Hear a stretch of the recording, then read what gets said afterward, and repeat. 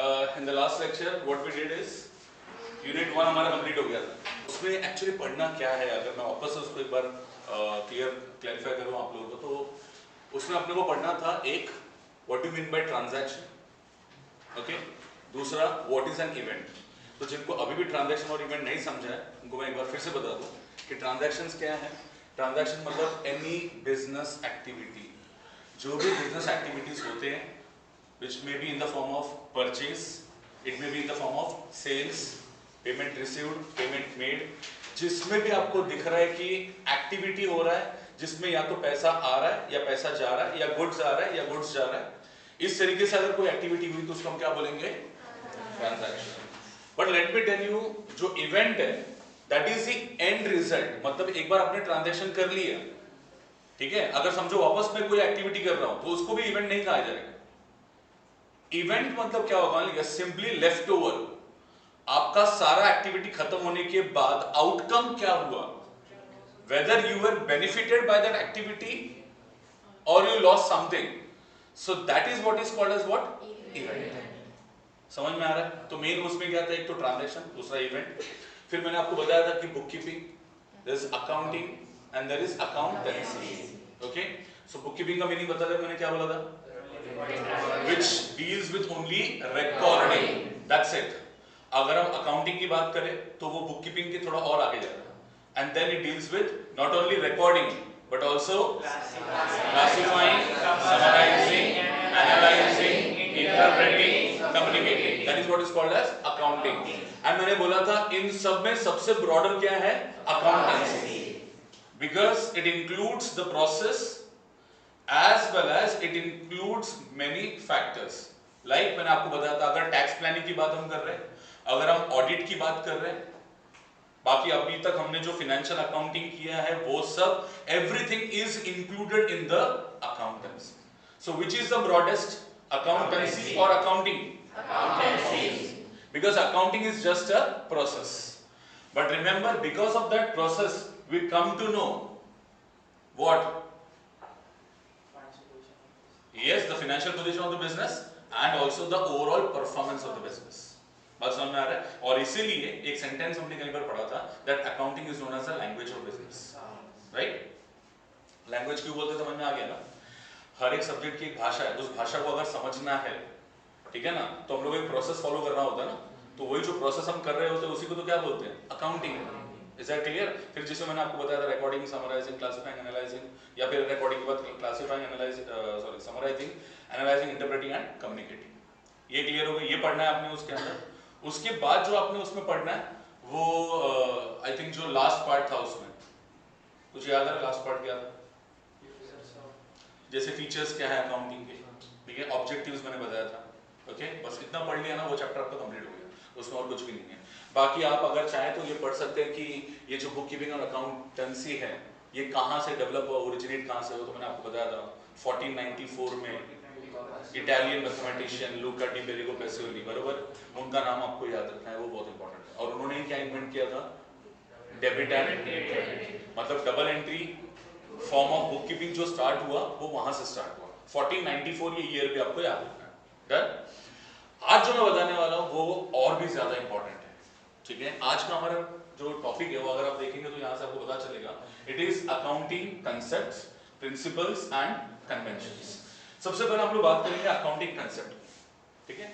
मुझे याद आ रहा है ये अकाउंटिंग कंसेप्ट भी आपने ऑलरेडी 11th स्टैंडर्ड में सीखा हुआ है, याद है या नहीं मुझे मालूम नहीं याद रहेगा तो भी मैं याद करा दूंगा, डोंट वरी, सिर्फ ध्यान से सुनना रहेगा आपको, ठीक है। अच्छा, लास्ट लेक्चर में थोड़ा सा फास्ट हो गया क्योंकि जैसे मैंने आपको बताया उसमें ज्यादा कुछ इंपॉर्टेंट था नहीं। उसमें अगर आप देखेंगे तो थियोरेटिकल एस्पेक्ट की अगर बात करूं तो उसमें ऐसा था कि the role of chartered accountants in the society, what is the correlation between accounts and economics, then accounts and mathematics, then accounts and law, ऐसा करके अलग अलग था ना, then हमने रोल पढ़ा था। ये सारी चीजें ना exactly not going to be asked, तो उसको अगर आप एक बार भी जस्ट गो थ्रू कर लेंगे ना आपको समझ में आ जाएगा। उसमें मतलब ऐसा लॉजिक लगा कि कहीं उसको अप्लाई करना है सम सॉल्विंग में, ऐसा नहीं है। हालांकि इसमें ऐसा होने वाला है, आज जो मैं बताऊंगा उसका कंसेप्ट अगर आपको समझ में आ गया, that is going to be applied during जो हमारा नेक्स्ट आने वाला चैप्टर होगा, चैप्टर नंबर 2। उसमें सबसे पहला चीज हमको क्या करना है, जर्नलाइजिंग। तो जब हम जर्नल एंट्रीज पास करते हैं, जर्नल एंट्री पास करते वक्त हम लोग को इन कॉन्सेप्ट्स का इस्तेमाल करना पड़ेगा, इनका लॉजिक यूज करना पड़ेगा। डन? तो अकाउंटिंग कंसेप्ट क्या है, क्योंकि इसके अंदर अगर आप देखेंगे तो अकाउंटिंग कंसेप्ट्स है, प्रिंसिपल्स है, कन्वेंशंस है। अकाउंटिंग कंसेप्ट क्या है? Remember, accounting concepts is a basic idea, okay? It is an idea based on which we follow accounting. हम जो अकाउंटिंग करते हैं, जिसमें आप बुक कीपिंग ले लो, जिसमें आप रिकॉर्डिंग के साथ साथ क्लासिफाइंग, समराइजिंग, जो मैंने आपको बताया, ये जब आप करते हो तो उसमें जो हम लोग नॉलेज अप्लाई करते हैं, जो लॉजिक अप्लाई करते हैं, एंड वो ऐसा होता है, देखो ये कंसेप्ट की खासियत ये भी है कि इसको अप्लाई करने के बाद आप पाएंगे कि जो अलग अलग बिजनेस ऑर्गेनाइजेशंस है, सबका अकाउंटिंग, सबका बुक कीपिंग आपको एक तरीके से दिखेगा। आपको दिखेगा कि उसके अंदर यूनिफॉर्मिटी है।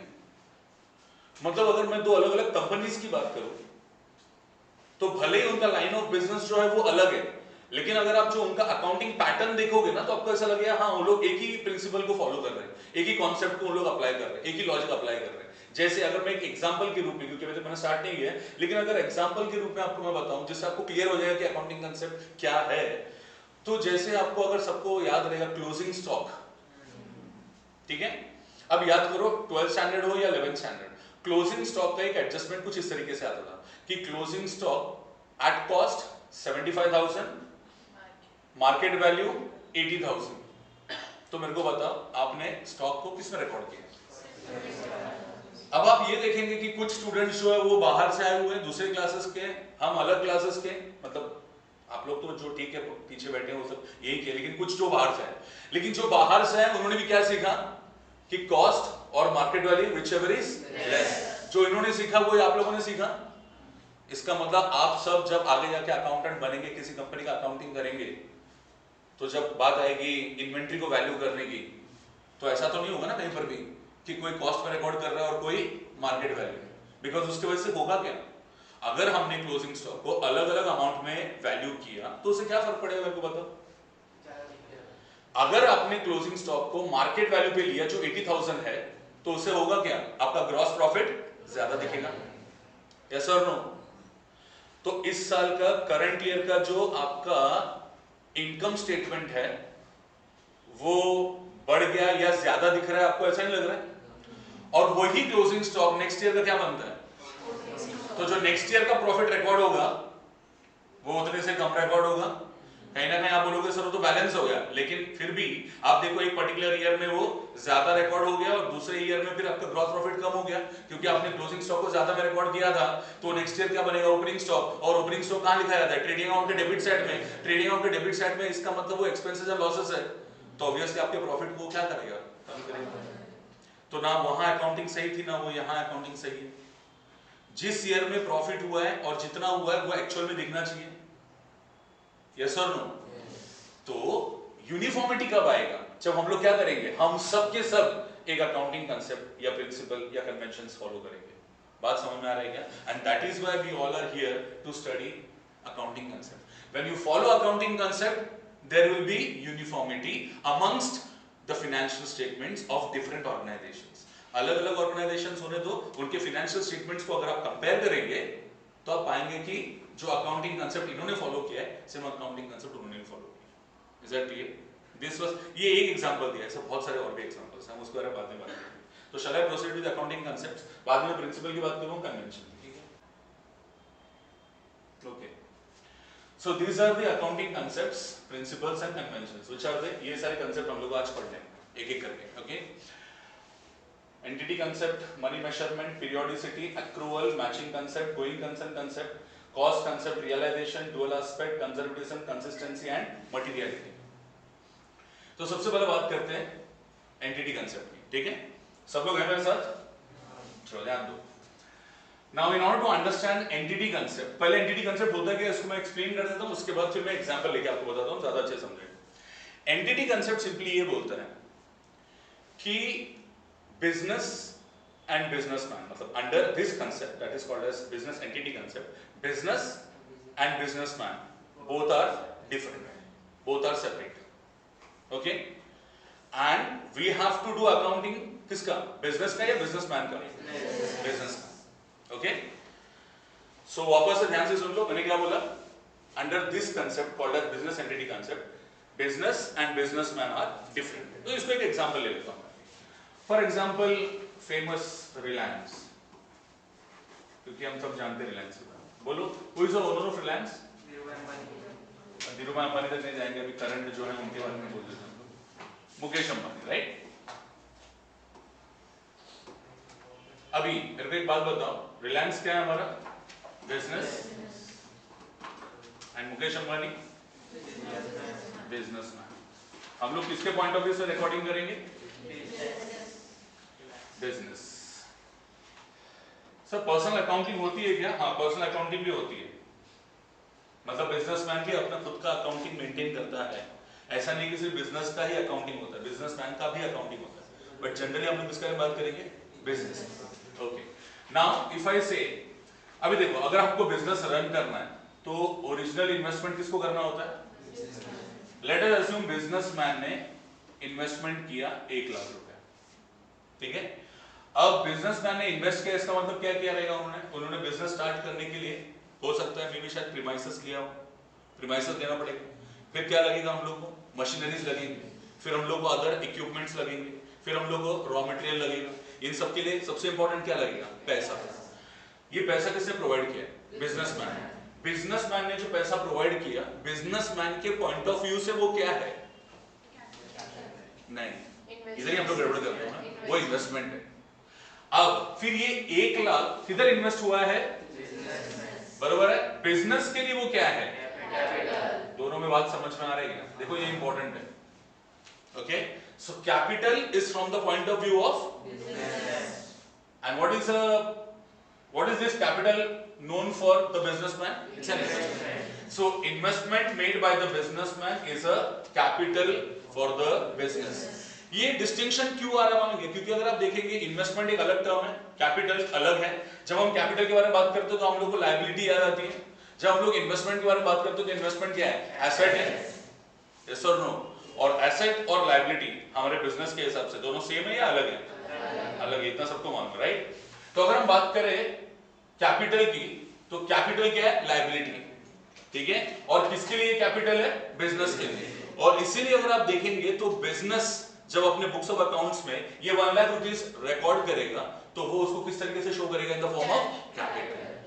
बात समझ में आ रही है? और ये कैपिटल फिर कहां पर दिखेगा आपको? लायबिलिटी से. ओके, अब ये भी बात उतनी सही है कि जब कैपिटल आपको बिजनेस में दिखेगा तो उसके ऑपोजिट में आपको कुछ ना कुछ एसेट दिखेगा. अब मैंने कुछ ना कुछ क्यों बोला? क्योंकि अभी 1 लाख रुपए जो आए हैं, क्या वो 1 लाख रुपए को बिजनेस में वैसे ही रखा गया है या फिर हमने उससे कुछ परचेज भी किए? अब क्या हो सकता है कि हो सकता है हमने इस कैपिटल से मशीनरी लाया हो, राइट? इसी कैपिटल से हमने कुछ फर्नीचर्स वगैरह खरीदे हो, और फिर हमारे पास अभी भी कुछ पैसा पड़ा हुआ है जिसको हम बोलेंगे कैश बैलेंस, राइट? तो आपने क्या देखा? ये एसेट है, फर्नीचर भी एसेट है, और ये कैश में हमारा क्या है? एसेट है. तो बिजनेस जब लायबिलिटी में दिखाएगा कैपिटल 1 लाख, समझ में आ रहा है क्या? तो 1 लाख में से एसेट साइड में क्या दिखाएगा? दिखाएगा कि मेरे पास मशीनरी है. लेट अस अज्यूम मशीनरी हमारे पास है 50,000 का. फिर उसमें वो दिखाएगा furniture. Let us assume that वो हमारे पास 30,000 का है. तो बचा हुआ क्या रहेगा हमारे पास? कैश. वो कितना है? तो आप देखेंगे इन सबका टोटल कितना हो रहा है? 1 lakh equal to 1 lakh. Asset is equal to liability हमेशा होना चाहिए, आपको पता रहेगा. लायबिलिटीज कौन से साइड में होता है? लेफ्ट हैंड साइड या राइट हैंड साइड? तो लेफ्ट हैंड साइड में आपका क्या है? Liability, and right hand side में आपका क्या है? एसेट. अभी हम लोग जो ये लेफ्ट हैंड साइड और राइट हैंड साइड की बात कर रहे हैं, ये बिकॉज क्योंकि आपने अभी तक जो फाइनल अकाउंट्स बनाया है, जिसमें बैलेंस शीट आपने बनाया है, वो अपने हॉरिजॉन्टल फॉर्म में बनाया है, ट्रेडिशनल बैलेंस शीट जिसको हम बोलते हैं. आगे जाके आप सीखेंगे इसी को हम लोग किस में बनाते हैं, कौन से फॉर्म में बनाते हैं? Vertical form. और फिर वर्टिकल फॉर्म में आपका एलएचएस आरएचएस में जाएगा, सब एक के नीचे. बात समझ में आ रहा है? बट जनरली अभी तक आपने जो सीखा है उसके हिसाब से बात कर रहा हूं. तो ये एकदम क्लियर हो गया. तो ये कंसेप्ट क्या बोल रहा है? बिजनेस एंटिटी कंसेप्ट क्या बोल रहा है? Under this concept, business and businessman both are different, and we have to record transactions from the point of view of business. So amount invested by the businessman, amount invested by the, ध्यान से सुनना पहला, amount invested by the businessman is known as capital for whom? For business. बात समझ में आ रहा है क्या? Amount invested by the businessman in the business, right? So what is that called as capital, and it is capital for the business. ये समझ में आ गया? इसमें कोई डाउट है आपको? एक बार थोड़ा सा रीड कर लेते हैं, है ना?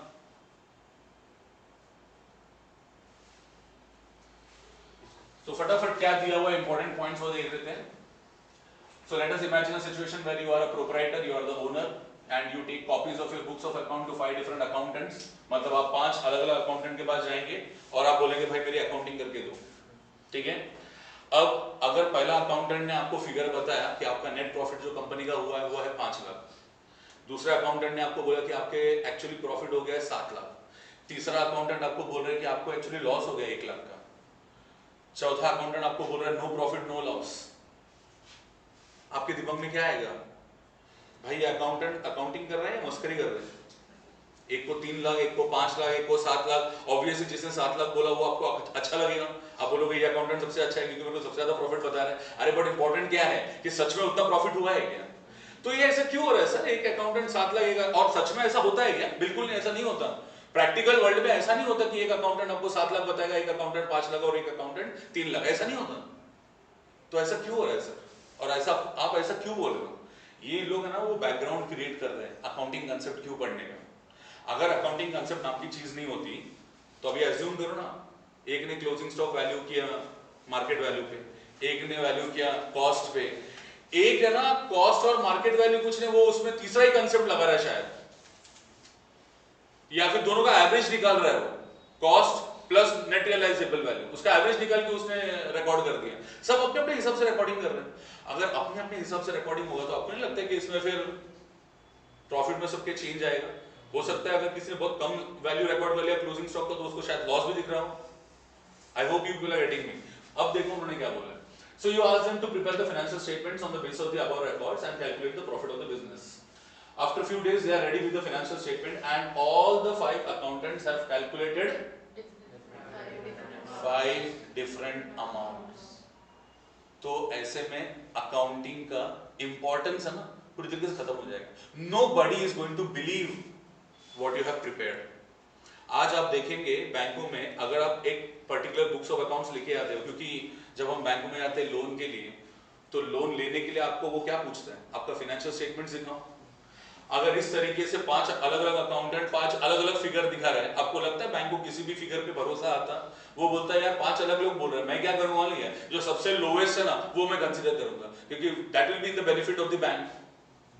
बात समझ में आ रहा है मैं क्या बोल रहा हूँ? तो ऐसे में जो हमारा रिक्वायरमेंट रहेगा, जो जितना हमको लोन चाहिए, अगर उतना लोन अगर आपको नहीं मिल रहा है तो हमारा जो आगे का प्लानिंग रहेगा वो प्लानिंग को हम एग्जीक्यूट नहीं कर पाएंगे।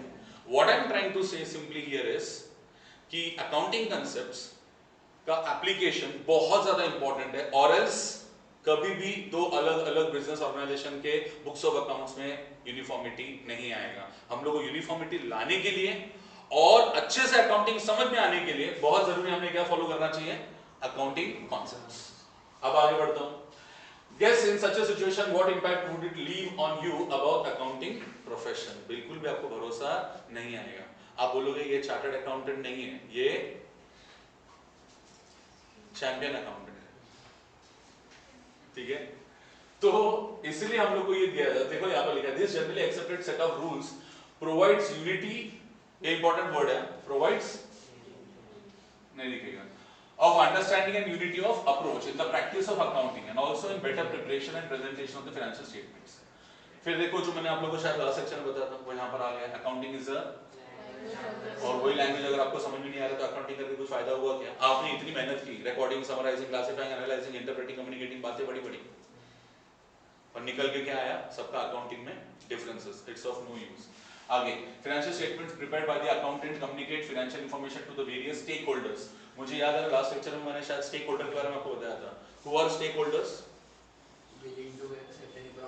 हाँ, या फिर सिंपली आप बोल सकते हैं those who have expected benefit, ठीक है? अगर मेरा कोई एक्सपेक्टेड बेनिफिट या कोई इंटरेस्ट अगर ऑर्गेनाइजेशन में है तो I will be considered as what?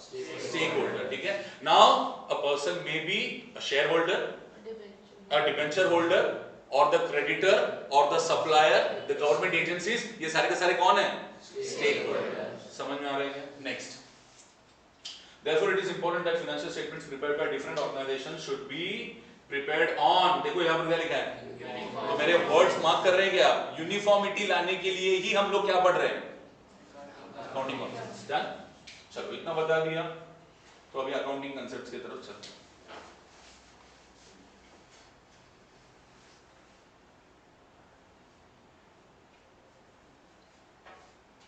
First concept क्या है बोलो।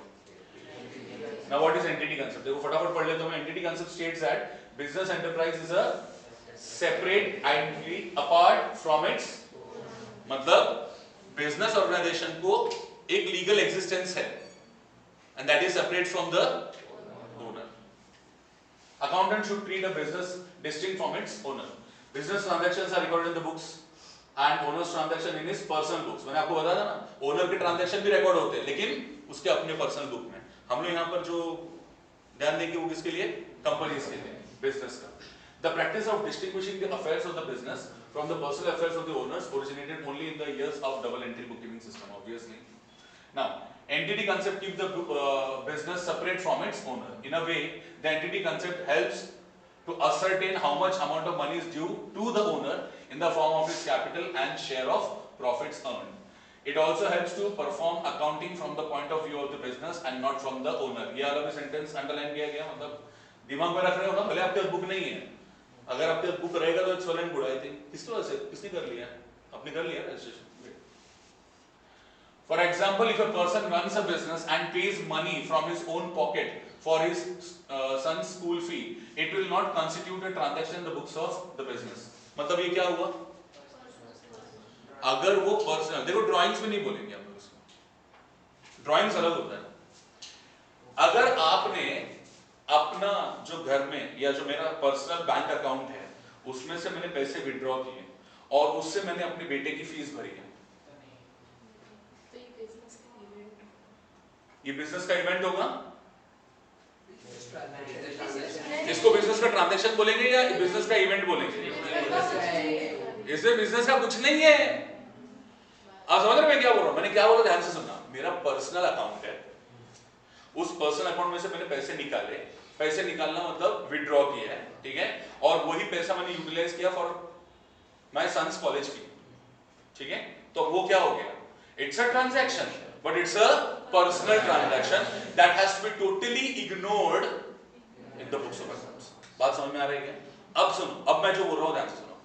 बिजनेस का बैंक अकाउंट है, उसमें से पैसे निकाले और उससे मैंने अपने कॉलेज गोइंग सन का जो फी है वो भरा है। अब इसको ड्राइंग्स बोलो, तो बात समझ में आ रहा है? पहले वाले में भी विड्रॉ हुआ, बेटे का फीस भरा, अभी भी विड्रॉ हुआ, बेटे का फीस भरा। फर्क सिर्फ क्या हुआ, उसने वो अगर पर्सनल बैंक अकाउंट से पर्सनल ट्रांजैक्शन किए तो that is going to be ignored. यहां पर मैं क्या बोल रहा हूं, बिजनेस में से पैसा निकाला तो उसको क्या बोलेंगे, ड्राइंग्स। तो अगर हम लोग ड्राइंग्स करते हैं तो क्या उसको बिजनेस बुक्स ऑफ अकाउंट्स में दिखाने का, बिल्कुल दिखाने का, तो इसको क्या बोलेंगे, ट्रांजैक्शन या इवेंट, इट्स अ ट्रांजैक्शन। अब ये ट्रांजैक्शन को कैसे दिखाएंगे, फॉर एग्जांपल समझो, यही एग्जांपल को अगर मैं लूं, 1 लाख रुपया इन्वेस्ट किया हुआ है, किसने इन्वेस्ट किया है, बिजनेसमैन ने, और इसमें से समझो वो 10,000 निकाल लेता है फॉर पर्सनल यूज, तो अभी हमारे पास क्या दिखेगा, 90,000। ये 90,000 क्या रिप्रेजेंट कर रहा है, the amount invested by the businessman into the business. बात समझ में आ रही है? सो अगर हम ये कॉन्सेप्ट फॉलो नहीं करते तो क्या होता, मेरे को बोलो, अगर ये बिजनेस एंटिटी कांसेप्ट नाम का चीज नहीं होता तो क्या होता, क्या होता कि यहां पर एक प्रॉब्लम ये आता कि जो ओनर का है वो बिजनेस का है, एंड बिजनेस एंड ओनर ये अलग अलग नहीं है, तो बहुत सारे टाइम पे पता ही नहीं चलता ना बिजनेस में पैसा आया कब, गया कब, कितना विड्रॉ किया, कब कब विड्रॉ किया, क्यों, क्योंकि दोनों एक ही है, तो विड्रॉवल दिखाने की जरूरत क्या है। अब यहां हम लोग विड्रॉल इसलिए दिखाते हैं बिकॉज हम लोग क्या ट्रीट करते हैं कि जो पैसा हमको मिला, हम क्योंकि एक अलग सेपरेट बॉडी है, हमको पैसा मिला वो हमारी लायबिलिटी, और जो हम बोलते हैं वर्ड लायबिलिटी, इसका मतलब ये पता चलता है कि कभी ना कभी, आज नहीं तो कल, वो पैसा हमको क्या करना है, उसको रिटर्न करना है। वो ऑब्लिगेशन कब दिखेगा, जब उसको लायबिलिटी ट्रीट करेंगे। अगर ओनर का पैसा मेरा पैसा है तो लायबिलिटी का तो सवाल ही नहीं उठता ना, आपका पैसा मेरा पैसा, मेरा पैसा आपका पैसा, अगर ऐसा है तो there is no question of liability. क्योंकि बिजनेस और बिजनेसमैन ये दोनों अलग है, हम बिजनेस कर रहे हैं और बिजनेस क्यों कर रहे हैं, ताकि उसमें से हमको क्या निकल के आना चाहिए, profit. Now profit belongs to whom, owner. बात समझ में आ रहा है? और इसलिए आप देखेंगे लायबिलिटी साइड में ओनर का जो फंड है उसमें जाके हम प्रॉफिट को क्या करते हैं। Is that clear? All this because of this concept called as business entity concept. उन्होंने एक एग्जांपल भी दिया है, एग्जांपल समझते हैं। Mister X started business investing 7 lakh. फटाफट बोलते चलो जो मैं पूछ रहा हूं, ये क्या है, ट्रांजैक्शन है या इवेंट है? Very good. नाउ इधर देखो क्या लिखा, mister X started business investing rupees 7 lakh. किसके लिए इन्वेस्टमेंट है वो? मिस्टर एक्स मतलब बिजनेसमैन, राइट? अब उसने वो पैसा किसमें इन्वेस्ट किया है? बिजनेस में। With which he purchased machinery. Machinery क्या है? Asset. ये asset कहां से arise हुआ? Because of this 7 lakh. अभी आपको ऐसा लगता है कि 7 लाख का लायबिलिटी है और 9 लाख का एसेट, ऐसा पॉसिबल है क्या? मेरे को बताओ ना। कभी ये पॉसिबल हुआ था और हो रहा है ना, कभी आगे होगा। ठीक है, हमेशा ये याद रखना, जितना लायबिलिटी है उतनी के ही एसेट रहेंगे। अब ऐसा नहीं है कि अगर कैपिटल 7 लाख है तो एसेट 10 लाख हो सकता है क्या? ये मेरा क्वेश्चन है वापस। अगर capital investment made by the businessman, capital मतलब amount invested by the businessman, ये अगर 7 लाख है, मेरा क्वेश्चन है आप लोगों से, क्या ये पॉसिबल है कि उसके एसेट 10 लाख हो सकते हैं? हाँ बोल रहे, कुछ लोग नहीं बोल रहे। कितने लोग हाँ बोल रहे? सिर्फ 2 लोग, और बाकी लोग मैं एज्यूम करूं नहीं बोल रहे। मेरा क्वेश्चन समझ में आया? अगर बिजनेसमैन ने 7 लाख रुपए बिजनेस में लगाए तो क्या पॉसिबिलिटी है कि एसेट 10 लाख के हो जाएंगे? 7 लाख के कैपिटल से 10 लाख का एसेट हो सकता है क्या? इसका आंसर सुन लो, यस। कैसे सर बताओ? कैपिटल उसने लिया है, बाकी उसके अलावा और भी जो होंगे की लायबिलिटीज उसको हो सकता है कि उसने जो अपना कैपिटल, अपना खुद का जो पैसा डाला हो बिजनेस में, दैट इज 7 लाख, और उसने 3 लाख बैंक से लोन बोरो किया होगा, तो वो जो 3 लाख बोरो किया है उससे भी तो एसेट परचेज कर सकता है। सो देयरफॉर अगर 7 लाख का कैपिटल है तो 3 लाख का शायद अदर लायबिलिटी होगा, मतलब बैंक से लोन लिया हुआ रहेगा। एंड अभी आपकी टोटल लायबिलिटी कितनी हो गई? 10 लाख। उसके सामने ऑब्वियसली आपके एसेट कितने के दिखेंगे? 10 लाख। आई होप बात समझ में आ रहा है क्या होगा? ठीक है, तो अभी देखो यहां पर बोला है maintain the balance in hand. अभी एक बार वापस से बात करते हैं। परचेज ऑफ मशीनरी, ये क्या है? ट्रांजैक्शन है, event. And maintain the balance in hand, अभी समझ में आ रहा है? Balance in hand is an event. The financial position of the organisation will be as follows: capital 7 lakhs, liability, machinery, asset 5 lakh, cash 2 lakhs, asset। दो asset मिलके कितने हो गए? एक liability. Therefore A is equal to L, मतलब assets is equal to liabilities। ठीक है, this means that the enterprise owes to Mr. X 7 lakh। अभी जो मैं थोड़ी देर पहले बता रहा था, enterprise owes मतलब it is the liability of the enterprise. मतलब अगर मैं यहां पर एग्जांपल के हिसाब से बात करूं तो रिलायंस का ऑब्लिगेशन क्या है कि भाई उसको 7 लाख मिले, फ्यूचर में उसको 7 लाख क्या करने हैं? रिटर्न करने। तो it's an obligation. Now if mister X spends 5000 to meet his family expenses from the business, तो 7 लाख में से 5000 गया, तो बिजनेस क्या बोलेगा? अब मैंने तेरे को कितना देना है? 6,95,000। Then it should not be taken as business expense and would be charged to his capital account. His investment would be reduced by 5,000। जो मैंने बोला वही है। Okay. From the following entity concept, a revised financial position will be। अब देखो जो यहाँ था उससे ये ट्रांजैक्शन की वजह से ये जो 5,000 है इसकी वजह से क्या बदलेगा? देखो आपको देखने को मिल रहा है कैपिटल 7 लाख, लेस ड्राइंग्स 5,000, सो कितना दिख रहा है उसका नेट कैपिटल? इस अमाउंट को क्या बोलेंगे? Net capital. कितना दिख रहा है? 6,95,000। मशीनरी 5 लाख और कैश कितना हो गया? 1,95,000। बिकॉज हमेशा एक चीज याद रखो, अगर देखो हम आगे पढ़ने वाले भी हैं, अगर एक लायबिलिटी बढ़ती है तो प्रोबेबली चांसेस क्या है कि एक एसेट भी बढ़ सकता है। कभी अगर लायबिलिटी कम होती है तो ये हो सकता है कि एक एसेट भी कम हो रहा है। कैसे आप बोलोगे सर एक लायबिलिटी बढ़ रही है तो एसेट भी बढ़ रहा है? 7 लाख रुपया कैपिटल के रूप में आया तो अपने को फिर 7 लाख का क्या मिला? एसेट। बात समझ में आ रहा है? तो अगर लायबिलिटी बढ़ी है 7 लाख से तो एसेट भी मेरा बढ़ गया। सिमिलरली अगर मैंने उसमें से 5,000 निकाल लिए तो लायबिलिटी कम हो गई तो और क्या कम हो जाएगा? एसेट भी कम हो जाएगा। एसेट कैसे कम हो गया? देखो ना, कैश कम हो गया ना, 195 हो गया। बात समझ में आ रहा है क्या? एक लायबिलिटी कम हो गई तो एक एसेट भी कम हो गया। Is it clear? Next concept के बारे में याद है। नेक्स्ट कॉन्सेप्ट का नाम क्या है? देखो, मनी मेजरमेंट कॉन्सेप्ट। ये बहुत सिंपल कॉन्सेप्ट है, आराम से 2 सेकंड में आपको समझ में आ जाएगा जब मैं सेंटेंस बोल दूंगा। money measurement concept. Now as per money measurement concept, only those transactions will be recorded in the books of accounts which can be measured in terms of money or money's worth. क्या बोला समझा आपको? वापस से बोलो एक बार. मैंने बोला only those transactions will be recorded in the books of accounts. Only those transactions will be recorded in the books of accounts which can be measured in terms of money or money's worth. जिन transactions को हम लोग money या मनीज worth में count कर सकते हैं उनको हम लोग रिकॉर्ड करेंगे इन द बुक्स ऑफ अकाउंट्स. और जब हम लोग इधर बुक्स ऑफ अकाउंट्स की बात कर रहे हैं हम लोग फाइनेंशियल अकाउंटिंग की बात कर रहे हैं. ठीक है, आपको मुझे याद है मैंने ये भी बताया था कि there are different types of या डिफरेंट ब्रांचेस ऑफ अकाउंटिंग. याद आ रहा है किसी को? How many branches of accounting मैंने बताया था आप लोगों को पहले लास्ट लेक्चर में, इफ यू रिमेंबर. मैं एक बार याद दिलाता हूँ. Financial accounting, management accounting, cost accounting, human resource accounting, social responsibility. Very good. अभी फिलहाल वो दो के बारे में तो बात करना ही नहीं है. इन तीन में से फाइनेंशियल, मैनेजमेंट एंड कॉस्टिंग. मैं जब यहाँ पर आप लोगों को ये बुक्स ऑफ अकाउंट्स के बारे में बात कर रहा हूँ तो मैं इनमें से कौन से तीन बुक्स ऑफ अकाउंट में से एक की बात कर रहा हूँ? Yes, I am talking about financial accounting. So mix मत करना. It is not about management, not about cost accounting. I am talking about financial accounting. ठीक है, चलो ध्यान दो. मैंने क्या बताया? What is money measurement concept? Under this concept, only and only those transactions will be recorded which can be measured in terms of money or money's worth. मतलब जिसको पैसे में, मतलब मनी और मनीज वर्थ को मैं एक और वर्ड बोल सकता हूँ यहाँ पर, कैश एंड कैश इक्विवेलेंट. ये वर्ड सुना आपने? Cash and cash equivalent. Cash equivalent मतलब which is equivalent to cash, which is near to cash. बात समझ में आ रहा है? सो उन्हीं ट्रांजैक्शन को रिकॉर्ड करना है जिसको आप या तो कैश या कैश इक्विवेलेंट में मेजर कर सकते हैं, वही बुक्स ऑफ अकाउंट्स में रिकॉर्ड होगा. तो अगर मैं बात करूं barter exchange, what is barter exchange?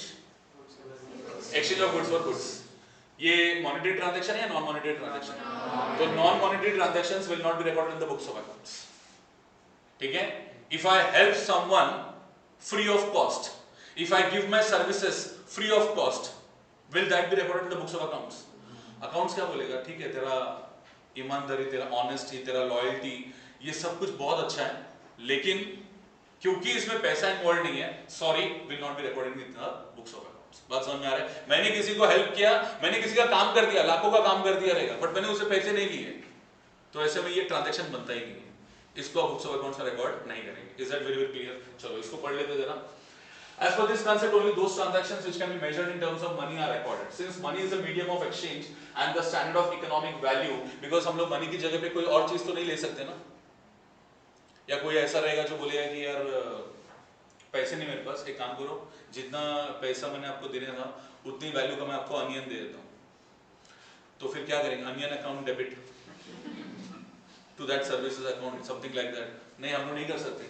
उसको हम लोग को किसमें मेजर करने में आना चाहिए? मनी और मनीज वर्थ. ठीक है.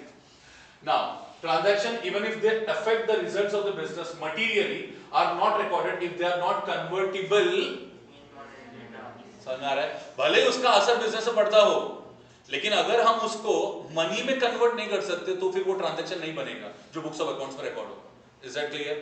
नहीं आ रहा है समझ में तो प्लीज पूछना. For example, a business owning a factory on a piece of 1 acre of land with an office building with 2 floors having 20 computers and 10 units of machine cannot show these items under different measurement units. मतलब आप इसके लिए अलग-अलग units नहीं ले सकते. आप देखेंगे भले हम लोग कंप्यूटर लिखते हैं एसेट साइड में, लेकिन बाद में हमारे पास उधर एक रुपीस का कॉलम है जिसमें हम उसकी वैल्यू लिखते हैं. कभी आपने ऐसा फाइनेंशियल स्टेटमेंट देखा है जहां पर हमने machine, computers, electrical equipments, ACs या फर्नीचर या कुछ और गुडविल वगैरह, ये सब आपने लिख दिया है, बस आगे कुछ नहीं लिखा है. पता कैसे चलेगा इसका वैल्यू क्या है? मालूम कैसे पड़ेगा कितने का एसेट है? क्या एसेट है मालूम पड़ रहा है, कितने का है वो मालूम नहीं पड़ेगा. तो वो हम लोग अकाउंटेंसी में नहीं करेंगे, हम लोग अकाउंटिंग में वो नहीं करते. हम क्या करते हैं? हम जब भी कोई चीज रिकॉर्ड करते हैं हम उसकी एप्रोप्रिएट वैल्यू उसके सामने लिख देते हैं, और वो वैल्यू हमेशा किसमें होता है? In terms of money. Simple. The factory price might be 50 crores, cost of land might be 30 crores, building with a cost of 15 crores, computers at a cost of 10 lakh and machines with a cost of 10 crore need to be recorded. ये clear हो गया? However, this concept has its own limitations. Transactions and events that cannot be expressed in terms of money are not recorded in the books of accounts. इसका एक disadvantage देखने वाली है इसमें क्या ये है. For example, employees of the organization are no doubt the assets of the organization. मानते इस बात को? किसी भी organization का employee जो है उसके लिए क्या है? Asset है. For example, if I am working very hard, if I am smart enough and able to contribute well to the organization, and because of myself the company is getting a huge revenue, is earning a huge revenue, तो आपको नहीं लगता है कि ऐसे asset जिससे revenue generate हो रहा है हमने उसको रिकॉर्ड करना चाहिए? मेरे को एक बात बताओ, ये फर्नीचर है जिसके ऊपर आप बैठे हुए हैं, इससे ये क्लासेस रेवेन्यू अर्न कर रहा है क्या? बिल्कुल अर्न कर रहा है. ठीक है, ये फैन, ये एसी, ये सब से हेरम क्लासेस को फायदा हो रहा है क्या? बिल्कुल हो रहा है. तो क्या उन्होंने उसको रिकॉर्ड किया रहेगा क्या? बिल्कुल किया रहेगा. वैसे ही राज सर बहुत अच्छा अकाउंट्स पढ़ाते हैं, तो क्या राज सर को भी हेरम अपने फाइनेंशियल स्टेटमेंट में रिकॉर्ड करेगा क्या कहीं पर? बिल्कुल नहीं करेगा. आई होप मैं जो बोल रहा हूँ आपको समझ में आ रहा है. मुझे वो रिकॉर्ड नहीं करेगा. तो जब मुझे वो रिकॉर्ड नहीं कर रहा है, being the asset of the organisation, तो ये कहीं ना कहीं आपको नहीं लगता ये एक लिमिटेशन हो गया? ये हमारे अकाउंटिंग का लिमिटेशन क्या है कि हम लोग जो एम्प्लॉय है उसका जो स्किल है, उसका जो इंटेलिजेंस है, उसका जो नॉलेज है, विजडम है, उसको कहीं पर भी हम लोग बुक्स ऑफ अकाउंट्स में रिकॉर्ड नहीं करते. हालांकि उसको भी हम लोग मॉनेटरी टर्म में मेजर कर सकते हैं to a certain extent, but still हम लोग वो नहीं करते. आप देखो यहाँ पे लिखा है the asset of, but their measurement in monetary terms is not possible, therefore not included in the books of accounts of the organization. Measuring unit of money is taken as a currency of the ruling country. मतलब जब भी आप rupees करके column draw करते हो ना, तो उसमें रुपीस आप कौन सा लिखते हो? मतलब करेंसी आप कौन सा लिखोगे? भले ही इंडिया का कोई एक पर्टिकुलर इंपोर्टर है जो गुड्स इंपोर्ट करता है with an exporter of US, तो जब हम यूएस के साथ, मैं ये लास्ट सेक्शन में बताया था, वापस बता रहा हूं, तो अगर हम यूएस के साथ डील कर रहे हैं तो उसमें डील में वो करेंसी कौन सा यूज होने वाला है? It is going to be dollars. पर क्या हम लोग अपना फाइनेंशियल स्टेटमेंट इंडिया में जब प्रिपेयर कर रहे हैं तो हम लोग उसको डॉलर्स में दिखाएंगे या रुपीस में? तो जब आप रुपीस में दिखा रहे हो तो आप पता है क्या कर रहे हो? आप रूलिंग कंट्री का करेंसी को डिनोमिनेट कर रहे हो. बात समझ में आ रहा है मैं क्या बोल रहा हूं? तो यहां पर देखो वही लिखा है, measuring unit of money is taken as the currency of the ruling country. जिस कंट्री में आप अपना क्या कर रहे हो? बुक्स ऑफ अकाउंट्स प्रिपेयर कर रहे हो. ठीक, okay. That is the ruling currency of the country provides a common denomination for the value of material objects. It may be mentioned that that when the transactions occur across the boundary of a country, one may see many currencies. जब हम country के बाहर जाके deal करते हैं तो obviously हमको अलग-अलग करेंसी देखने को मिलेगा. For example, if India is dealing with China तो हमको मिलेगा yuan. If India is dealing with Japan तो हमको मिलेगा येन. अगर हम लोग डील कर रहे विद द यूरोपियन कंट्रीज तो उनका एक कॉमन करेंसी कॉल्ड है यूरो, तो वो दिखेगा. आप बात समझ रहे हैं? ये सब अलग-अलग करेंसी है. तो जब अलग-अलग करेंसी और हर एक का डील करते हो, क्योंकि जब आप ऑयल का डील कर रहे हो तो ऑब्वियसली आप लोग दिरहम में ये कर रहे हो, डील कर रहे हो, बराबर है. आप यूएस से अगर कोई टेक्नोलॉजी इंपोर्ट कर रहे हैं तो हम उनको डॉलर्स में पेमेंट कर रहे हैं. आप ये हर एक ट्रांजैक्शन को उनकी करेंसी में रिकॉर्ड करोगे तो डोंट यू थिंक वो कितना ज्यादा कंफ्यूजन क्रिएट करेगा? और साथ ही साथ एक और सबसे बड़ा प्रॉब्लम क्या है, इन करेंसीज का जो भी मैंने नाम लिया, डॉलर्स, येन, जितने बाहर की करेंसीज है, इनका और हमारे करेंसी का जो डिफरेंस है वो वैल्यू एकदम फिक्स है या फिर वो चेंज होता रहता है? चेंज होता. अगर वो फिक्स होता तो भी टू अ सर्टेन एक्सटेंट हम लोग वो कर लेते, रिस्क ले लेते हैं. लेकिन हर दिन हर घंटे ये चेंज हो रहा है. It is not possible and therefore what we do is we convert those transaction into the ruling countries currency. Is that very clear? Okay. किसी को डाउट आ रहा है तो प्लीज आस्क. अब देखो ये मजेदार कॉन्सेप्ट है. कॉन्सेप्ट का नाम क्या है? Periodicity concept. इसको समझना ना बहुत आसान है. देखो हम लोग को अगर किसी कंपनी का, ध्यान से सुनना, अगर किसी कंपनी का फाइनेंशियल पोजीशन या उसका ओवरऑल परफॉर्मेंस के बारे में जानना है, ठीक है, तो हम लोग क्या करते हैं? उनका प्रॉफिट एंड लॉस देखते हैं और उनका बैलेंस शीट देखते हैं, राइट. लेकिन अगर समझो एक ऐसी कंपनी है जो स्टार्ट हुई, समझो 100 साल पहले स्टार्ट हुई थी वो, और उन्होंने आज तक अपना कभी भी फाइनेंशियल स्टेटमेंट बनाया नहीं, और वो वेट कर रहे हैं कि कंपनी जिस दिन बंद होगी ना हम लोग फाइनेंशियल स्टेटमेंट बनाएंगे. आपको लगता है ऐसे में वो बिजनेस ज्यादा दिन सरवाइव करेगा? या अगर सरवाइव कर भी रहा होगा तो वो किस तरीके का सर्वाइवल है? मतलब जब सिर्फ सर्वाइव, मतलब ब्रेक इवन पॉइंट पे है, या फिर बहुत ज्यादा फिनोमिनल प्रॉफिट कमा रहा है? कुछ भी हमको समझ में नहीं आ रहा है कैसे परफॉर्म कर रहा है, राइट. तो हम लोग को एक पीरियड सेलेक्ट करना जरूरी है. ये तो वैसी बात हो गई ना, आपका एडमिशन हुआ था सीनियर केजी में और आपका पहला रिजल्ट आ रहा है 10th स्टैंडर्ड में. इस बीच जो आपने परफॉर्म किया इसका कोई रिजल्ट नहीं है, कभी पता चलेगा कि आप कैसे स्टूडेंट थे, स्मार्ट थे, शार्प थे, इंटेलिजेंट थे, आउटस्टैंडिंग थे, या फिर आप एवरेज स्टूडेंट थे, बिलो एवरेज थे, या पता नहीं बीच में आप कितनी बार किस किस सब्जेक्ट में लुढ़क के फिर बाद में आपको ग्रेस मार्क देके टीचर ने आगे भेज दिया, कुछ भी पता नहीं चलेगा। एम आई राइट? पीरियोडिसिटी कंसेप्ट फॉलो करने के पीछे रीजन सिर्फ और सिर्फ ये है, आपने ये याद रखना है। देखो हर एक का ना एक जो जिस्ट है ना, इंपॉर्टेंस, वो सिर्फ पकड़ के चलो। एंटिटी कंसेप्ट हमने क्या देखा? Business, businessman, different. हम लोग किसके पॉइंट ऑफ व्यू से रिकॉर्ड कर रहे हैं? From the point of view of second वाला क्या था?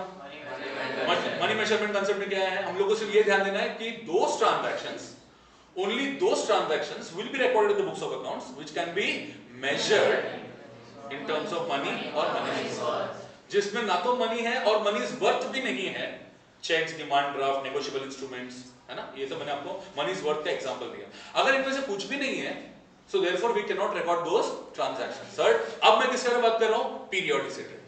पीरियोडिसिटी में मैंने क्या बोला कि अगर कोई बिजनेस स्टार्ट हुआ है आज, यहां इस पॉइंट पे स्टार्ट हुआ है, ठीक है, और समझो यहां तक चलने वाला है, और ये पूरा पीरियड अगर हम देखें तो ये समझो 100 इयर्स है,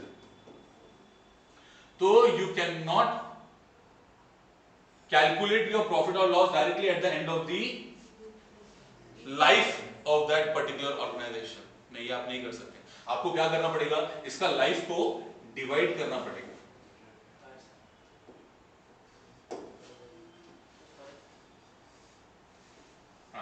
लाइफ को क्या करना पड़ेगा? आपको डिवाइड करना पड़ेगा। क्यों डिवाइड करना पड़ेगा? In order to know the performance of the business. अरे सिंपल सा बात है। मैं समझो एक इन्वेस्टर, मेरे पास बहुत सारा पैसा है, मुझे करना है किसी कंपनी में इन्वेस्ट। क्यों करना है इन्वेस्ट? ताकि मेरे को रिटर्न्स मिले। क्यों? सो दैट मेरा, एग्जांपल दे रहा, मेरा जो आगे फ्यूचर है वो सेफ एंड सिक्योर हो, तो उसके लिए मुझे इन्वेस्टमेंट करना है। तो क्या हम किसी भी कंपनी में इन्वेस्ट करते हैं? नहीं। कंपनी में इन्वेस्ट करने के पहले हम लोग क्या देखते हैं? उस कंपनी का ग्रोथ देखते हैं। अरे लेकिन किस एक पर्टिकुलर ऑर्गेनाइजेशन ने कभी अपना बुक्स ऑफ अकाउंट्स मेंटेन ही नहीं किया, और वो ये बोल रहा है कि मैं कब अकाउंट्स अपना बनाने वाला हूं eight the end of its useful life, जब वो बिजनेस जिस दिन शट डाउन होने वाला होगा, बिजनेस बंद होने वाला रहेगा, उस दिन मैं अपना बुक्स ऑफ अकाउंट बनाएगा। तो इससे मेरे को पता चलेगा क्या वो over a period of time किस तरीके से परफॉर्म कर रहा था। तो ऐसे में एक इन्वेस्टर अगर किसको इन्वेस्ट करना है, वो इन्वेस्ट नहीं करेगा। क्यों? क्योंकि उसके पास इन्वेस्ट करने के लिए जो बेस चाहिए होता है वो बेस ही नहीं है। Is that very very clear? आपने भी अगर इधर एडमिशन लिया तो आपने क्या सोचा होगा? पहले तो दिमाग में आया होगा ना कि भाई यहाँ पर सीए फाउंडेशन का रिजल्ट निकलता है क्या, लोग पास होते हैं कि नहीं। तो कहीं ना कहीं आप जब ये आउटकम देखते हो उसके बाद ही आप डिसाइड करते हो ना कि बाबा इस पे हम लोग को डील करना है या नहीं करना है। Yes or no? Is that very very clear? Similarly, periodicity concept helps the business to determine its profit or loss and its, आप बोल सकते हो, growth, development, everything. So this is also the concept of definite accounting period. As per going concern concept, वो भी आप पढ़ने वाले आगे, an indefinite life of the entity is assumed. अच्छा, अब going concern concept और ये जो मैं periodicity बता रहा था, इसमें अलग कैसे? Periodicity में हम लोग क्या करते हैं? Period select करते हैं क्या के लिए? टू डिटरमाइन द प्रॉफिट और लॉस, राइट। लेकिन जब हम बात करते हैं गोइंग कंसर्न, अब इसके बाद आने वाला है गोइंग कंसर्न। गोइंग कंसर्न में हम लोग का असम्पशन पता है क्या रहता है? कि जो भी बिजनेस ऑर्गेनाइजेशन आज खुला है, हम अज्यूम कर रहे हैं is going to continue for a long period of time. And ये एकदम सही बात है ना, हम उसी के लिए तो बिजनेस स्टार्ट करते हैं। कोई ऐसा बोल के बिजनेस स्टार्ट करता है कि आज चालू कर रहा हूं, कल देखते हैं, चला तो चलो, मैं तो बंद करके निकल जाएंगे, दूसरा चालू करेंगे। तो आज बड़ा पाव, कल चाइनीज, कल कुछ और, कल कुछ और, ऐसा नहीं, बिल्कुल नहीं। हम लोग छोटा भी बिजनेस स्टार्ट करेंगे ना, भले शायद उसमें कंपटीशन बहुत हो, फिर भी हम पर्सन के अंदर से क्या अज्यूम करते हैं? It is going to continue for a long period of time. Going concern. ऐसे में पीरियोडिसिटी गोइंग कंसर्न से कैसे कोरिलेटेड आप देखो। अब जब गोइंग कंसर्न बोलता है कि business is going to continue for a long period of time, so that long period of time is indefinite. We don't know कब तक चलेगा। वो 100 भी हो सकता है, वो शायद 10 दिन भी हो सकता है, वो 10 दिन भी हो सकता है। लेकिन हम तो ये अज्यूम नहीं करेंगे ना कि 10 दिन में बंद हो जाएगा। So it's going to continue for a long period of time. ऐसे में that long period of time has to be broken into number of years. Why? So that we can जज the performance, whether the business should be continued या फिर उसको अभी हम बंद कर दें। देखो, गोइंग कंसर्न के हिसाब से business going to continue for long period of time, but जरूरी है कि लॉन्ग पीरियड ऑफ टाइम तक चलाना। अरे मेरे को 2 साल से देख रहा हूं कंटिन्यूअस लॉस हो रहा है और कोई उम्मीद नहीं है कि आगे जाके प्रॉफिट होने वाला है, तो मैं अभी क्या कर दूंगा उसको? बात समझ में आ रही है? लेकिन ये कैसे पता चला कि मेरे बिजनेस में मेरा ग्रोथ नहीं हो रहा, उल्टा मेरे को लॉस हो रहा है? कैसे पता चला? जब हमने उसका अकाउंटिंग किया, वो अकाउंटिंग कौन से बेसिस पे किया, बताओ कौन से बेसिस पे? हमने पीरियड सेलेक्ट किया, पीरियोडिसिटी कांसेप्ट। इसका इंपॉर्टेंस समझ में आ रहा है सबको? पीरियड सेलेक्ट करना कितना इंपॉर्टेंट है वो समझ में आ गया? ओके, ये समझ में आया तो फिर आपको बाकी की बातें समझ में आ जाएंगी। अभी आगे देखो, तो यहां लिखा है for textile mill last for 100 years it is not desirable to measure its performance as well as financial position only at the end of its life। जब वो बंद हो जाएगा उसके बाद हम लोग उसका प्रॉफिट और लॉस, और तब प्रॉफिट लॉस डिटरमाइन करके करोगे क्या? एक बिजनेस था जो आज से 100 साल पहले स्टार्ट हुआ, 100 साल बाद बंद हो रहा है, बंद होने के बाद उसका प्रॉफिट और लॉस आप चेक करके करोगे क्या? हम प्रॉफिट और लॉस इसलिए करते हैं ना कि हमारा बिजनेस आगे कंटिन्यू करना चाहिए कि नहीं वो, और दूसरा सामने वाला ये सोच के आपका फाइनेंशियल पोजीशन देखता है कि आपकी कंपनी में उसने इन्वेस्ट करना चाहिए कि नहीं। तो जो होना था इन 100 सालों के बीच में होना था, एट द एंड आप चेक करके कोई आपको मिलने वाला नहीं, उसे बेनिफिट होने वाला नहीं है। So a small but workable fraction of time is chosen out of infinite life cycle. अब ये इंपॉर्टेंट है, हम जब अकाउंटिंग करते हैं तो हम लोग जनरली पीरियड कितना सेलेक्ट करते हैं? 1 ईयर। सब लोगों को पता ही है 1 ईयर मतलब 12 months। बट क्या जरूरी है कि हर एक बिजनेस ऑर्गेनाइजेशन ने अपना अकाउंटिंग साइकिल जो है वो 12 महीने का ही रखना चाहिए? आपने कभी ऐसा सुना है कि किसी का अकाउंटिंग साइकिल जो 6 महीने का है? See your accounting cycle can be of 6 months, 12 months, 18 months, जैसा आपको फीजिबल लगे, जो आपके लिए सुटेबल हो, आप वो पीरियड सेलेक्ट कर सकते हैं। जनरली इंडिया में हम लोग जो पीरियड सेलेक्ट करते हैं वो क्या रहता है? 12 months। और ऐसा क्यों होना ही है? As per income tax department, क्योंकि हमारे यहाँ पर आईटी डिपार्टमेंट का लॉ ये बोलता है कि आपने 6 महीना, 12 महीना, 18 महीना, जो भी जितना भी आपने अकाउंटिंग पीरियड, जैसा भी अकाउंटिंग पीरियड सेलेक्ट किया हो, आपने हमारे लिए 12 months का पीरियड सेलेक्ट करके हमको अकाउंट्स मेंटेन करके देना है। आप अपना अकाउंटिंग अलग से मेंटेन करो, टैक्स पर्पस के लिए अकाउंटिंग आपको अलग फॉलो करना पड़ेगा, और वो हम बताएंगे कितने महीने का होगा। कितने महीने का है वो? 12 months।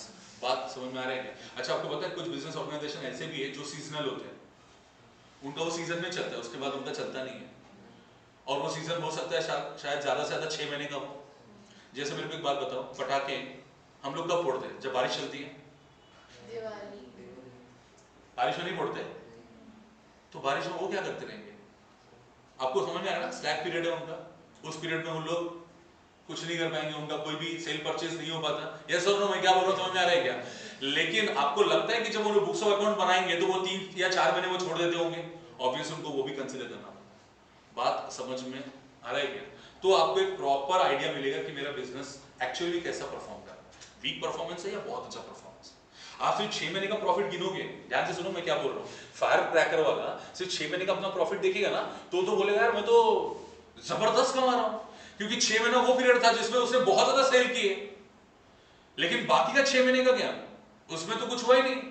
तो देयरफॉर अगर उसको जानना है कि वो बहुत अच्छा परफॉर्म कर रहा है, एवरेज परफॉर्म कर रहा है या वीक परफॉर्म कर रहा है, कैसे पता चलेगा? जब वो 12 महीने में उस अमाउंट को क्या कर देगा? डिवाइड कर देगा, तब उसको पता चलेगा कि हाँ उसका परफॉर्मेंस बेस्ट है, एवरेज है या वीक है। Is that very very clear? और हम 12 महीने क्यों लेते हैं? एक कंप्लीट अकाउंटिंग साइकिल कंप्लीट होता है, जिसके अंदर अगर आप देखेंगे तो वो सारे सीजंस भी कंप्लीट होते हैं ना, तो सारे सीजंस मिलके एक अकाउंटिंग साइकिल कंप्लीट हुआ, उसका फिर से फ्रेश स्टार्ट होता है। इसलिए हम लोगों ने पीरियड सेलेक्ट करना जरूरी है। इंडिया में मैंने आपको बताया वो पीरियड कहां से कहां तक है? 12 महीना, 1 अप्रैल से 31 मार्च, ये सब आपको सीखना है। अच्छा मेरे को एक बात बताओ, 1 अप्रैल टू 31 मार्च इसको हम लोग कौन सा पीरियड बोलते हैं? Financial year. और अगर 1 जनवरी से 31 दिसंबर रहेगा तो उसको क्या बोलेंगे? कैलेंडर ईयर, उसको बोलेंगे कैलेंडर ईयर। हाँ। Thus periodicity concept facilitates in पहला comparing financial statements of different periods। इसका मतलब क्या हुआ कि अगर हम लोगों ने समझो कभी 6 महीने का अकाउंटिंग किया, कभी हम 12 महीने के हिसाब से अकाउंटिंग कर रहे हैं, कभी 18 महीना, पीरियोडिसिटी कंसेप्ट को हम लोग बिल्कुल फॉलो नहीं कर रहे हैं। इसमें प्रॉब्लम क्या आएगा ना, क्या लास्ट ईयर मैंने कैसे परफॉर्म किया था और इस साल में कैसा परफॉर्म कर रहा हूँ, हम लोग भी कंपेयर करते हैं ना। यहाँ पर एज अ स्टूडेंट भी हम कंपेयर करते हैं। कभी कभी आपने देखा होगा कुछ पेरेंट्स ऐसा बोलते हैं बचपन में हमारा बच्चा बहुत अच्छा पढ़ता था, जैसा ऐसा बड़ा हो रहा ना पढ़ाई नहीं करते, बहुत कम मार्क्स आ रहे हैं। इवेल्युएट कर रहे हैं, कैसे इवेल्युएट किया? With the past performance.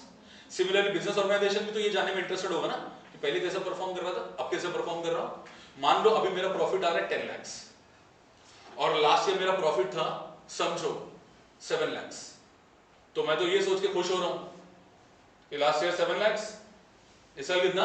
10 lakh. मेरा मतलब क्या हुआ है? ग्रोथ हुआ है, मैं तो बढ़ रहा हूं। पर आपने ये ध्यान नहीं दिया, देखो हर चीज अकाउंटेंट है ना, आप लोग आगे जाके सीए बन रहे हैं, अकाउंटेंट को हर ये चीज पे ध्यान देना है कि पीरियड आपने क्या लिया है। लास्ट टाइम जब आप 2 ईयर का कंपेयर कर रहे हैं तो आप देखो तो सही आप कंपैरिजन में ईयर्स क्या ले रहे हो। पहले आपने 6 महीने का प्रॉफिट को कंसीडर किया और अभी आप 1 साल का अकाउंटिंग अगर आप लेके बेस दोनों को कंपेयर करोगे तो फिर आपको कुछ नहीं मिलेगा उसमें। 6 महीने का profit how it can be compared with the profit of the 12 months.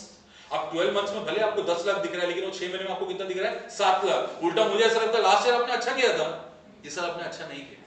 तो अगर आप प्रॉपर्ली 2 अकाउंटिंग पीरियड को कंपेयर करें तब आपको फ्रूटफुल रिजल्ट मिलेगा जो यहां पर बताया जा रहा है। सो comparing a financial statement of different periods will be possible only and only if you follow what periodicity concept. Next देखो क्या है, uniform and consistent accounting treatment for ascertaining the profit and assets of the business। मतलब regular basis पे आप एक ही चीज follow अगर कर रहे हैं तो आपको, जैसे मैंने अभी थोड़ी देर पहले बताया कि आप कंपैरेबिलिटी भी कर सकते हैं, आपका जो प्रॉफिट आ रहा है वो ट्रू एंड फेयर व्यू देगा। तो आपने एक चीज को कंसिस्टेंटली फॉलो करना चाहिए। कंसिस्टेंटली का मतलब क्या, रेगुलर बेसिस पे। मतलब आज से 6 साल पहले भी अगर आप मेरा बुक्स ऑफ अकाउंट्स उठा के देखोगे तो भी कितने महीने करेगा, 12 महीना। अभी मैं जो फॉलो कर रहा हूं वो भी क्या है, 12 महीना। And it is N assumption। Is that very very clear? Next, अब ये जरा ध्यान से समझना, एक्रूअल कंसेप्ट। अभी तक जितना बताया वो समझ में आया सबको? प्लीज डाउट है तो मेरे को बताओ। तीनों कंसेप्ट क्लियर है? 3 कंसेप्ट हो गए ना अपने अभी। 4 थोड़ा ध्यान से सुनो। कंसेप्ट का नाम क्या है, अकाउंटिंग एक्रूअल कंसेप्ट। तो आपको पहला मीनिंग समझना पड़ेगा, what is the meaning of the term accrual.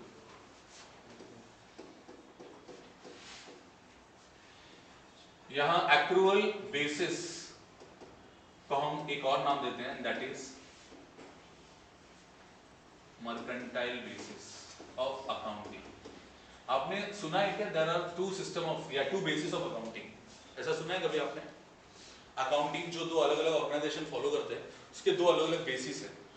एक ऑर्गेनाइजेशन है जो कैश बेसिस फॉलो करता है, कैश बेसिस ऑफ अकाउंटिंग, और दूसरा एक ऑर्गेनाइजेशन है वो फॉलो कर रहा है मर्केंटाइल या एक्रूअल बेसिस। अभी दोनों में फर्क क्या है? अगर हम ऐसे ऑर्गेनाइजेशन की बात करें जो कैश बेसिस फॉलो करता है, उसका एग्जांपल सुन लो। आपने मेडिकल शॉप देखा है? ये मेडिकल शॉप वाले ना जनरली क्रेडिट पे ट्रांजैक्शंस नहीं करते। इनका ट्रांजैक्शन प्योरली कौन से बेसिस पे होता है, कैश बेसिस। पैसा आया एंड पैसा गया। Okay, they don't deal in credit transactions, सिर्फ cash coming in cash going out. Okay, अब जब ये लोग इसमें डील कर रहे हैं तो मेरे को बताओ ये लोग क्या प्रिपेयर करते होंगे? ये लोग प्रिपेयर करते हैं रिसीट्स एंड पेमेंट्स अकाउंट, ठीक है, which is nothing but I think cash book.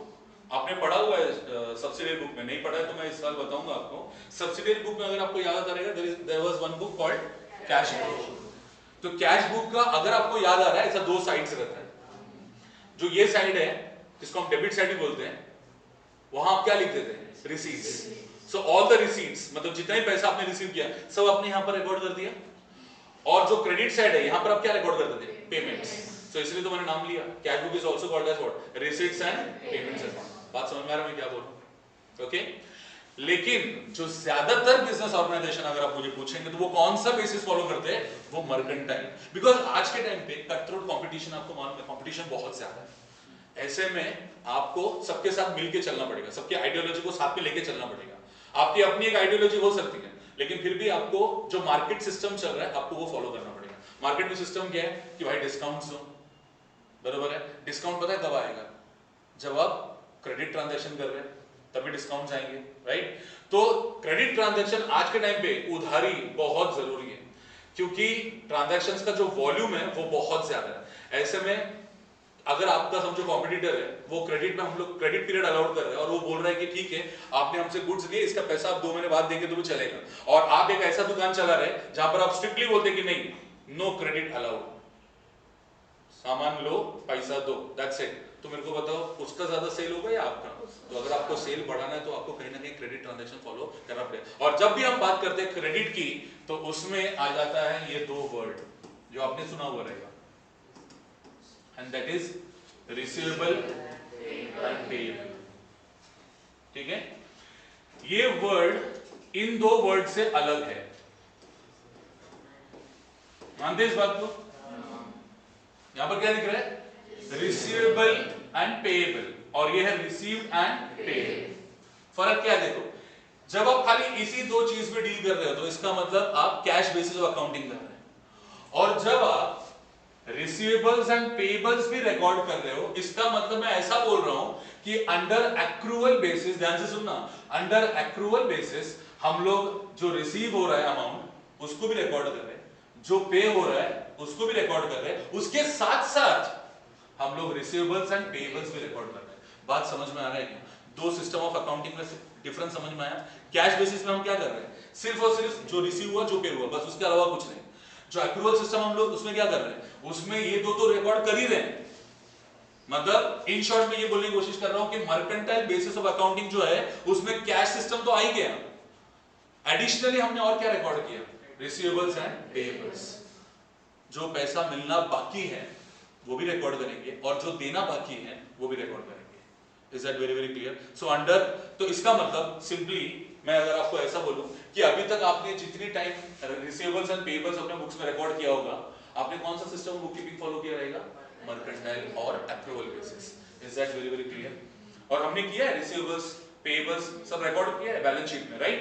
Receivables हमने कहां पर रिकॉर्ड किया रहेगा, बैलेंस शीट के एसेट साइड में, bills receivable and bills payable, मतलब पेएबल्स हम लोग कहां रिकॉर्ड करते थे, लायबिलिटी साइड। बात समझ में आ रहा है? ओके, एक बार देख लेते हैं यहां पर। आई होप आपको एक्रूअल कांसेप्ट का जिस्ट समझ में आ गया, इंपॉर्टेंट क्या है इसमें। Under accrual concept, the effects of transactions and other events are recognized on, I like this word, और शायद मैंने यहाँ पर पहले वो लिख दिया था, mercantile basis. That is, when they occur and not as cash or a cash equivalent. अच्छा, cash और cash equivalent, मुझे याद है इसके पहले मैंने वर्ड यूज किया था, is received or paid. मतलब जरूरी नहीं कि कैश मिल गया हो या कैश दे दिया है तभी रिकॉर्ड करना है, नहीं भी हुआ रहेगा इनका आदान प्रदान, मतलब लेन देन कैश में, तब भी आपको वो ट्रांजैक्शंस रिकॉर्ड करने पड़ेंगे अंडर एक्रूअल कांसेप्ट। ठीक है, अब देखो आगे बढ़ते हैं। Financial statements prepared on the accrual basis inform users not only of past events involving the payment and receipt of cash, but also of the obligations to pay cash in the future and of resources that represents cash to be received in the future. मतलब जो receivables and payables हैं। To understand accrual assumption, knowledge of revenues and expenses is required. Revenue का मतलब क्या होता है, एकदम short में, revenue word सुना है आप लोगों ने? revenue is another word for income, मालूम है आप लोग? To understand accrual assumption, knowledge of revenues and expenses is required. Revenue is a gross inflow. Gross means total. Okay, तो जब आपने सुना होगा ना gross profit, total profit. So revenue is a gross inflow of cash, receivables and other consideration arising in the course of the ordinary activity of an enterprise from sale of goods, rendering of services, rendering मतलब offering or giving, and from the use by others of enterprise resources yielding interest, royalties and dividends. For example, Mr. X started a cloth merchandising, cloth बेचने का trading, ठीक है? He invested 50,000, bought merchandise that is clothes worth ₹50,000. ये सब अभी तक जो मैंने बताया सारे के सारे ट्रांजैक्शंस हैं, और ये जो बाय किया इसको हम बोलेंगे परचेस, ये यहाँ पर कैपिटल इन्वेस्टमेंट है 50,000 का। He sold such merchandise for ₹60,000. Customer paid him 50,000 in cash and assured him to pay 10,000 shortly. सवाल यहाँ क्या बन रहा है जो मैं आपको पूछने वाला हूँ, 50,000 रुपए मैंने बिजनेस में लगाए, और वो 50,000 जो मैंने बिजनेस में डाला वो एक्चुअली बिजनेस ने क्या किया, उससे बिजनेस ने उस पैसे से परचेज किया रॉ मटेरियल या फिर गुड्स जो हमको बेचना है, बराबर है? अब हमने वो गुड्स खरीद दिए 50,000 रुपए में, फिर बाद में वही गुड्स को हमने बेच दिया, तो जब हम बेचेंगे तो 50,000 का गुड्स 50 में बेचेंगे क्या? बिल्कुल नहीं, हम ज्यादा में बेचेंगे। कितने बेचा इन्होंने? 60,000। आगे ये बोल रहे हैं कि उस 60,000 में से कस्टमर ने बोला 50,000 अभी ले लो, तो यहां पर पूरा ट्रांजैक्शन कैश में हुआ है या पूरा का पूरा क्रेडिट में हुआ है या फिर पार्टली कैश पार्टली क्रेडिट? तो पार्टली कैश मतलब कितना एंड पार्टली क्रेडिट मतलब कितना, ये समझ में आ रहा है? 10,000 क्रेडिट एंड 50,000 कैश। तो जो कैश में हुआ वो तो हमने ताबड़तोड़ रिकॉर्ड कर लिया ना, हम तो सीधा बोले cash account debit to sales, हमने रिकॉर्ड कर दिया। लेकिन व्हाट अबाउट दैट 10,000? आप समझ रहे हैं? तो अगर समझो मैं इसको एंट्री के रूप में अगर आपको बताऊं, लेट अस अज्यूम यही जो मैं ट्रांजैक्शन इसका एंट्री बताता हूं, कौन सी एंट्री बता रहा हूं फिलहाल मैं? सेल की एंट्री। परचेज का एंट्री सबको मालूम है ना, परचेज टू कैश 50,000, इन्वेस्टमेंट आया तो उसका एंट्री क्या रहेगा, कैश टू कैपिटल 50,000। ये सबको पता है, मैं सेल की एंट्री बता रहा हूँ। क्यों बता रहा हूँ उधर ध्यान देना। मेरे को एक बात बताओ, मेरे पास अभी कैश आया, cash account belongs to which account, real. ये सब लॉजिक जो है ना, रियल पर्सन नॉमिनल, ये सब हम डिस्कस करेंगे सेकंड चैप्टर में, पहला यूनिट है, लेकिन अभी मैं जस्ट आपको पता है वो हिसाब से बता रहा हूँ। तो कैश आ रहा है मेरे पास, डेबिट व्हाट कम्स। कितना अमाउंट लिखना चाहिए मैंने इधर, भाई इतना ही तो मिला है ना मेरे को, बराबर है। पर मेरे को एक बात बताओ, सेल्स कितना किया है मैंने, मेरे को एक बात बताओ, टैली हो रहा है क्या, कितने से टैली नहीं हो रहा, कहां पर कम है, तो इसका मतलब डेबिट में मुझे 10,000 लिखना पड़ेगा, तभी debit will be equal to credit. और एक रूल भी है डेबिट क्रेडिट का जो हम आगे पढ़ेंगे, for every debit there has to be equal and corresponding credit, equal and corresponding credit. Is that very very clear. तो अब ये 60,000 के सामने क्या आना चाहिए, जिसको हमने माल बेचा है ना, डेटर बोलो या कस्टमर बोलो, ठीक है, डेटर्स अकाउंट डेबिट, अगर नाम दिया है तो नाम आ जाएगा उधर। अब देखो मेरा एंट्री कंप्लीट हो गया। अब ये क्या बता रहा है, 50,000 मुझे मिल गया तो वो तो मैंने रिकॉर्ड कर दिया है, मगर जो 10,000 नहीं भी मिला उसको भी हम रिकॉर्ड कर रहे हैं, और उसको रिकॉर्ड इसलिए कर पा रहा है because there is a concept called as what, बात समझ में आ रही है। तो अक्रूवल कांसेप्ट क्या बोलता है कि you not only have to record this which you have received, but also which you have not received but we are going to receive in the future, which is also called as, is that very very clear।